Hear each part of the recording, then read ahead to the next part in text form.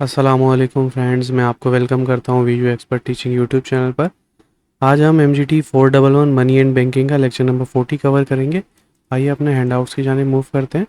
Lecture number 40 का सबसे पहले हम इंट्रोडक्शन देखते हैं। इस लेक्चर में हम कवर करेंगे कि किस तरीके से मनी ग्रोथ जो है वो इफ़ेक्ट कर रही होती है इन्फ्लेशन को, और किस तरीके से बोथ यानी कि मनी ग्रोथ और इन्फ्लेशन मिलकर इफ़ेक्ट कर रहे होते हैं एग्रीगेट डिमांड को इकोनॉमी के अंदर। हम इस लेक्चर में ये भी समझेंगे कि इंटरेस्ट रेट का क्या रोल होता है सेंट्रल बैंक जो है वो किस तरीके से इंटरेस्ट रेट को कंट्रोल करता है और ओवरऑल इकोनॉमिक एक्टिविटी को इसके ज़रिए कंट्रोल करता है। सिंपल डेफिनेशंस मैंने आपके लिए इंक्लूड की हैं एग्जांपल्स के साथ। जो एग्जांपल्स हैं वो रियल लाइफ से रिलेटेड हैं ताकि इजीली आपको समझ आ सके। I am sorry. इन्फ्लेशन की डेफिनेशन सबसे पहले देखते हैं। Inflation is a continuous increase in the general price level of goods and services. Inflation का मतलब ये होता है कि कंटिन्यूसली जो है वो जनरल प्राइस लेवल है गुड्स एंड सर्विसेज का वो बढ़ते ही जा रहा हो। फॉर एग्जांपल जो फूड है, ठीक है, फ्यूल है, क्लॉथ्स है, इन सब चीज़ों की जो प्राइस है वो वक्त के साथ साथ बढ़ रही हो। जैसे पाकिस्तानियों से अच्छा कोई भी इस चीज़ से वाकिफ़ नहीं हो सकता, हम जब से पैदा हुए हैं हर चीज़ की प्राइस बढ़ ही रही है। रियल मनी बैलेंसेस को हम देख लेते हैं। Real money balances show that the purchasing power of money adjusted for inflation. ठीक है, रियल मनी का मतलब ये होता है, रियल मनी बैलेंस ये शो होता है कि परचेजिंग पावर आपकी, एक पैसा जो है उसकी परचेजिंग पावर कितनी है। जैसे कि आज आप 100 रुपये की जो चीज़ खरीद सकते हैं, या आप ऐसे कह लें कि हमारे पेरेंट जो 100 रुपीज़ की चीज़ खरीद सकते थे, आज हम 100 रुपीज़ की उतनी चीज़ें नहीं खरीद सकते। तो पैसे की जो परचेजिंग पावर है वो कम होती जा रही है। उसके बाद थर्ड हमारा टॉपिक है एग्रीगेट डिमांड। एग्रीगेट डिमांड का मतलब होता है total demand for goods and services in an economy. किसी भी चीज़ की इकोनॉमी के अंदर डिमांड कितनी है उसको हम एग्रीगेट डिमांड कहते हैं। और इसका फॉर्मूला होता है YAD is equal to C+I+G+NX। आपको परेशान होने की ज़रूरत नहीं है कि ये सारी चीज़ें क्या हैं, जिसको हम आगे डिटेल में देखेंगे तो आपको समझ में आ जाएगा। एग्जाम्पल देखते हैं कि स्पेंडिंग बाय कंज्यूमर। ठीक है, कंज्यूमर क्या स्पेंड कर रहा है, बिजनेसेस क्या स्पेंड कर रहे हैं, गवर्नमेंट क्या इन्वेस्ट स्पेंड कर रही है।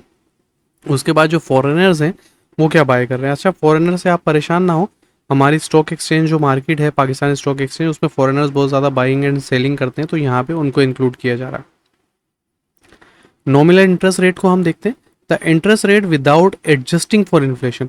ये वो इंटरेस्ट रेट है जिसमें इन्फ्लेशन के लिए एडजस्ट नहीं किया जा रहा। फॉर एग्जाम्पल एक बैंक जो है 10% इंटरेस्ट आपको देता है सेविंग के ऊपर। कि आप क्या करें, आप अमाउंट जो है वो बैंक के अंदर रख दें, ठीक है, उसके ऊपर 10% आपको मिलना शुरू हो जाएगा। ये इन्फ्लेशन कुछ एडजस्ट नहीं हो रही। ये वैसे तो सूद है, हमारे इस्लाम में हराम है, लेकिन लेक्चर में मौजूद है तो मैं आपको पढ़ा रहा हूँ। अल्लाह पाक इन चीज़ों से बचाए और आपने इन चीज़ों की तरफ जाना भी नहीं है। Real interest rate adjusts for inflation, यानी कि रियल नॉमिनल इंटरेस्ट रेट क्या होता है, इसमें इन्फ्लेशन को एडजस्ट नहीं किया जा सकता, नहीं किया जाता, सॉरी। रियल इंटरेस्ट रेट वो होता है जिसमें इन्फ्लेशन को एडजस्ट किया जाता है। ठीक है, रियल इंटरेस्ट रेट का फॉर्मूला होता है nominal interest rate minus inflation, यानी कि जो नॉमिनल इंटरेस्ट रेट है उसमें से इन्फ्लेशन को माइनस कर दिया जाता है। एग्जाम्पल ले लें, अगर नॉमिनल रेट जो है वो 10% है और इन्फ्लेशन जो है वो 6% है, तो रियल इंटरेस्ट रेट कितना हो जाएगा। नॉमिनल इंटरेस्ट रेट की जगह पे हम नॉमिनल इंटरेस्ट रेट को रखेंगे, यानी कि हम 10 को रखेंगे, और इन्फ्लेशन की जगह हम इन्फ्लेशन को रखेंगे, यानी कि 6 को रखेंगे। अब 10 minus 6 is equal to real interest rate जो हमारे पास निकल के आएगा वो 4% निकल के आएगा। तो रियल इंटरेस्ट रेट इस तरीके से कैलकुलेट होता है। अब हमने देखा था ना C+I+G, तो ये यहाँ पर आ रहा है। C फॉर कंजम्पशन, कि डेली बेसिस पे आप कितने पैसे खर्च कर रहे होते हैं। आप खाना खरीदते हैं, कपड़े खरीदते हैं, इलेक्ट्रॉनिक्स आइटम्स, मोबाइल्स वगैरह लेते हैं, ठीक है। इन्वेस्टमेंट में क्या होता है, spending by firm on capital like machinery and building, यानी कि जो ऑर्गेनाइजेशन है, जो कंपनीज हैं, वो मशीनरीज लेती हैं, बिल्डिंग्स लेती हैं, ठीक है। तो ये इन्वेस्टमेंट कहलाती है। जैसे कि एक कंपनी जो है वो एक मशीन खरीदती है, उससे वो कोई प्रोडक्ट बनाएगी, ठीक है, रॉ मटेरियल मशीन में डालेगी, कोई प्रोडक्ट बनाएगी, उसको सेल करेगी, फिर उससे वो अमाउंट अर्न करेगी, तो उसने इन्वेस्टमेंट की मशीन के ऊपर। उसके बाद एनएक्स जो है इसको कहते हैं नेट एक्सपोर्ट। ये होता है difference between export and import. Import और एक्सपोर्ट के दरमियान का जो डिफरेंस होता है, एक्सपोर्ट यानी कि हम जैसे सियालकोट में फुटबॉल बनाते हैं, तो फुटबॉल बना के हम बाहर मुल्क भेजते हैं, तो हम एक्सपोर्ट कर रहे हैं, ठीक है। अब एक मिसाल ले लें, जो उस फुटबॉल में रखने वाला मटेरियल जो है वो हम बाहर मुल्क से बनाते हैं, तो हम इंपोर्ट कर रहे हैं। तो इन दोनों के बीच में डिफरेंस, ठीक है, कितना हमने एक्सपोर्ट किया, यानी कि हमने फुटबॉल के लिए मटेरियल मंगवाया 100 रुपये का, और हमने एक्सपोर्ट कर दिए 200 रुपये की, तो जो डिफरेंस निकल के आया वो 100 निकल के आया। तो एनएक्स जो हमारा निकल के आया वो 100 आया, ठीक है। अब इसमें नीचे दिया हुआ है, अगर एक्सपोर्ट जो है वो इंपोर्ट से ज़्यादा होंगी तो एनएक्स जो है वो पॉजिटिव होगा, और हमेशा कोशिश यही होती है इकोनॉमी की कि एनएक्स एक्सपोर्ट जो है वो ज़्यादा हो, यानी कि हम दूसरे मुल्कों से पैसा लेके अपनी कंट्री में आए, ना कि अपना पैसा बाहर भेजें, ठीक है। उसके बाद पोटेंशियल आउटपुट है maximum production level and an economy can achieve with available resources, यानी कि मैक्सिमम प्रोडक्शन लेवल क्या है जो एक इकोनॉमी अचीव कर सकती है अवेलेबल रिसोर्सेज के ऊपर। जैसे कि एक फैक्ट्री है, उसमें 100 लोग हैं और वो 100 लोग मिलकर 10 प्रोडक्ट बनाते हैं, तो वो 10 प्रोडक्ट अगर बना रहे हैं तो ये नॉर्मल कैपेसिटी पे पोटेंशियल आउटपुट अचीव हो रही है। एग्रीगेट डिमांड कर्व की बात हो रही है, जब इन्फ्लेशन इंक्रीज होगी तो रियल मनी का जो बैलेंस है वो डिक्रीज होगा।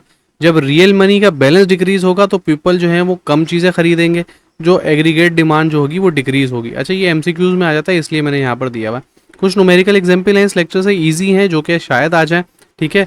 एमसीक्यूज के अंदर आ जाएंगी, वैसे तो नहीं आ सकती, हो सकता है रियल उसमें भी ये दे दें 3 मार्क्स के क्वेश्चन में। तो एग्जाम्पल 1 है, आपने रियल इंटरेस्ट रेट जो है वो कैलकुलेट करना है। तो आपको पता है रियल इंटरेस्ट रेट का फॉर्मूला होता है nominal rate minus inflation. Nominal rate हमें दिया हुआ है 12, इन्फ्लेशन हमें दिया हुआ है 5, तो 12 minus 5 is equal to 7 I think जो आएगा। तो रियल इंटरेस्ट रेट जो है वो 7 है। एग्जाम्पल 2 है, आपने एग्रीगेट डिमांड को कैलकुलेट करना है। तो क्वेश्चन ये है कि सी कंजम्पशन दी हुई है आपको 500, इन्वेस्टमेंट आपको दी हुई है 200, जी आपको 300 दिया हुआ है, नेट एक्सपोर्ट आपको 100 दी हुई है, आपने मालूम करना है फाइनल एग्रीगेट डिमांड। तो सारी चीज़ों में जिस जगह पे सी है उस जगह पे, सब जगह पे उनकी वैल्यूज़ रखें, उनको कैलकुलेट कर लें, तो एग्रीगेट डिमांड 1100 यूनिट्स आपके पास आ जाएगी। ये प्रैक्टिस क्वेश्चन है, ये आप खुद सॉल्व कर लीजिएगा। उसके बाद ये कुछ इफेक्ट्स दिए हुए हैं कि अगर कंजम्पशन जो है वह जब रियल रेट इंक्रीज होगा तो कंजम्पशन क्या होगी, डिक्रीज होगी, इन्वेस्टमेंट क्या होगी, डिक्रीज होगी, नेट एक्सपोर्ट क्या होगी, डिक्रीज होगी, ठीक है। एग्रीगेट डिमांड जो है वो फॉलो हो जाएगी। अब इसका उलट कर देंगे, तो आप इन सब चीज़ों का उलट कर देंगे तो ये ईजिली आपको ट्रिक बना के दी गई है ताकि आप इजीली इन चीज़ों को समझ सकें, और पेपर में अगर ये चीज़ें आ जाएँ तो आप इन पर ईजिली जाकर दे सकें, ठीक है। उसके बाद हम यहाँ पर एमसीक्यूज देख लेते हैं। एग्रीगेट डिमांड में क्या क्या चीज़ें शामिल होती हैं, ठीक है। तो इसका आंसर है aggregate demand is all 4 component. Aggregate demand में कंजम्पशन भी शामिल होती है, इन्वेस्टमेंट भी शामिल होती है, एक्सपोर्ट भी शामिल होती है, और ये सारी चीज़ें भी शामिल होती हैं, ठीक है। रियल इंटरेस्ट रेट का क्या मतलब होता है, नॉमिनल रेट माइनस इन्फ्लेशन, तो इसका आंसर बी है।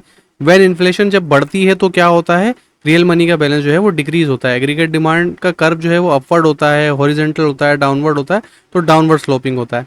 Higher interest rate, real interest rate जो है वो क्या कर रहा होता है, इन्वेस्टमेंट को डिक्रीज कर रहा होता है, ठीक है। नेट एक्सपोर्ट जो है वो कब गिरती है, जब करेंसी जो है वो अप्रिशिएट हो जाती है। रियल इंटरेस्ट रेट किस चीज़ को इफेक्ट कर रहा होता है, इकोनॉमिक डिसीजन को इफेक्ट कर रहा होता है। लॉन्ग रन इक्विलिब्रियम कब अचीव होता है, ठीक है, तो वो है जब AD is equal to potential output हो जाता है, यानी कि एग्रीगेट डिमांड जो है वो पोटेंशियल आउटपुट के इक्वल हो जाती है, ठीक है। सेंट्रल बैंक किस चीज़ को कंट्रोल कर रहा होता है, नॉमिनल इंटरेस्ट रेट को कंट्रोल कर रहा होता है, उसके जरिए ओवरऑल इकोनॉमी को कंट्रोल कर रहा होता है। अगर इन्फ्लेशन ज़्यादा हो जाएगी, ये किस चीज़ को लीड कर रही होती है, तो ये लोअर रियल बैलेंस को लीड करती है, ठीक है। सब्जेक्टिव क्वेश्चन, अब हमने एमसीक्यूज भी देख लिए, सिंपल डेफिनेशंस भी देख ली और न्यूमेरिकल एग्जाम्पल भी देख ली। तो मैंने इस लेक्चर को इस तरीके से इजी नोट्स बनाए कि आप इस वीडियो को 2-3 दफ़ा देख लें तो कहीं से भी सवाल आ जाएगा, तो इंशाल्लाह आप कर लेंगे। अगर आपने इस वीडियो को देखा है, समझा है, तो मेरी रिक्वेस्ट आपसे होगी 2-3 दफ़ा वीडियोस को देखें, थोड़े बहुत नोट्स बना लें, चीज़ों को समझ लें, कुछ लिख लें साथ साथ, तो उससे क्या होगा, आपकी बहुत अच्छी तैयारी हो जाएगी और आप इजीली जाके पेपर कर सकेंगे। सब्जेक्टिव क्वेश्चन यहाँ पे हम देख लेते हैं, what is aggregate demand. Aggregate demand क्या होती है, aggregate demand is a total demand for goods and services in an economy. Aggregate demand जो है वो टोटल डिमांड होती है गुड्स एंड सर्विसेज की, जो कि एक इकोनॉमी के अंदर होते हैं।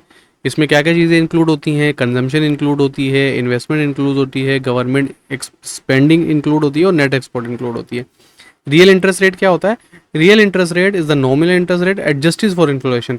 रियल इंटरेस्ट रेट ये होता है जब नॉमिनल इंटरेस्ट रेट को एडजस्टेड किया जाता है, एडजस्ट किया जाता है इन्फ्लेशन के अगेंस्ट, तो जो इंटरेस्ट रेट बचता है उसको हम रियल इंटरेस्ट रेट कहते हैं। ये रियल कॉस्ट दिखा रहा होता है कि आप अगर बैंक से उधार लेते हैं, आप अक्सर सुनते हैं ना कि शरह सूद जो है वो स्टेट बैंक ने 21% रखी है, 10% रखी है, तो वो ये क्या करते हैं, इन्फ्लेशन को ओवरऑल देख रहे होते हैं और उसके ज़रिए जो है वो नॉमिनल इंटरेस्ट रेट को उसमें से माइनस करते हैं और रियल इंटरेस्ट रेट जो है वो सेट करते हैं।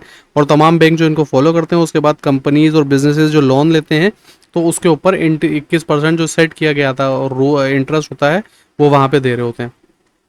Y is aggregate demand downward sloping. Aggregate demand जो है वो डाउनवर्ड स्लोपिंग क्यों होती है, because higher inflation reduces real money balances, lower purchasing power and demand.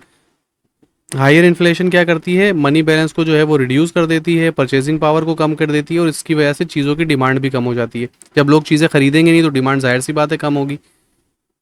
Explain effect of real interest rate on aggregate demand. Real interest rate effect consumption, investment and net export when it rises borrowing become costly, so consumption and investment fall, higher rate also strengthen currency reducing export, as a result aggregate demand decreases। Real interest rate जो है consumption को effect कर रहा होता है, उसकी वजह से इन्वेस्टमेंट और नेट एक्सपोर्ट भी इफेक्ट होती है। जब ये बढ़ रही होती हैं तो बोरिंग जो है वो कॉस्टली हो जाती है, ठीक है। जब इंटरेस्ट रेट बढ़ता है तो जो उधार लेना है, जो बैंक से लोन लेना है वो कॉस्टली हो जाता है, जिसकी वजह से कंजम्पशन और इन्वेस्टमेंट, लोग इन्वेस्टमेंट नहीं करते, फिर लोग इन्वेस्टमेंट नहीं करते तो वो अपनी नीचे जो लोग हैं उनको सैलरीज वगैरह नहीं देते, इसकी वजह से कंजम्पशन भी गिरती है। और हाईएस्ट इंटरेस्ट रेट जो है वो स्ट्रेंथन कर रहा होता है करेंसी को और एक्सपोर्ट को रिड्यूस करता है, जिसकी वजह से क्या होता है, एग्रीगेट डिमांड जो है वो डिक्रीज हो जाती है। Explain the relationship between money growth and inflation. Money growth increase the supply of money in the economy. जब पैसा बढ़ रहा होता है तो मार्केट में पैसे की जो सप्लाई है वो ज़्यादा हो जाती है। अगर ये ग्रोथ बहुत ज़्यादा हो जाए तो आउटपुट प्राइस जो है वो बढ़ जाती है और इन्फ्लेशन जब बढ़ती है, inflation is closely link to money growth in the long run. Long run के अंदर जो इन्फ्लेशन है वो क्लोजली बिल्कुल ज़्यादा रिलेट होती है मनी ग्रोथ के अंदर। अगर मनी ग्रोथ बढ़ेगी तो इन्फ्लेशन भी बढ़ेगी। Explain monetary policy reaction to inflation. Central bank जो है वो इंटरेस्ट रेट को एडजस्ट करता है, किस लिए, कि वो इन्फ्लेशन को कंट्रोल कर सके। जब इन्फ्लेशन ज़्यादा होती है तो वो इंटरेस्ट रेट को बढ़ा देते हैं और उससे क्या होता है, स्पेंडिंग जो है वो कम हो जाती है। जब इन्फ्लेशन जो है वो कम होती है, जो रेट को डिस्करेज कर देते हैं, डिक्रीज कर देते हैं, उससे क्या होता है, स्पेंडिंग, इन्वेस्टमेंट और ये सारी चीज़ें बढ़ जाती हैं। लोगों के पास पैसा ज़्यादा आता है, ग्रोथ ज़्यादा होती है, तो वो पैसे को इन्वेस्ट ज़्यादा कर रहे होते हैं, खर्च ज़्यादा कर रहे होते हैं। तो गाइज ये था आज का लेक्चर। आई होप सो आपको समझ में आ गया होगा। हमेशा की तरह आपसे रिक्वेस्ट है, वीडियो को लाइक करें, शेयर करें, चैनल को सब्सक्राइब ज़रूर कर लें। अगर आप ये नोट्स हासिल करना चाहते हैं तो वीडियो के डिस्क्रिप्शन में मेरा ईमेल आईडी मौजूद है, व्हाट्सएप ग्रुप का लिंक मौजूद है। आप चाहें तो ईमेल कर दें, चाहें तो व्हाट्सएप पे ग्रुप को ज्वाइन करके एडमिन को मैसेज कर दें। एडमिन इंशाल्लाह आपको बता देगा आप ये नोट किस तरीके से हासिल कर सकते हैं। आज की वीडियो में इतना ही, मिलते हैं अगली वीडियो में। जब तक दुआओं में ज़रूर याद रखिएगा। अल्लाह हाफ़िज़।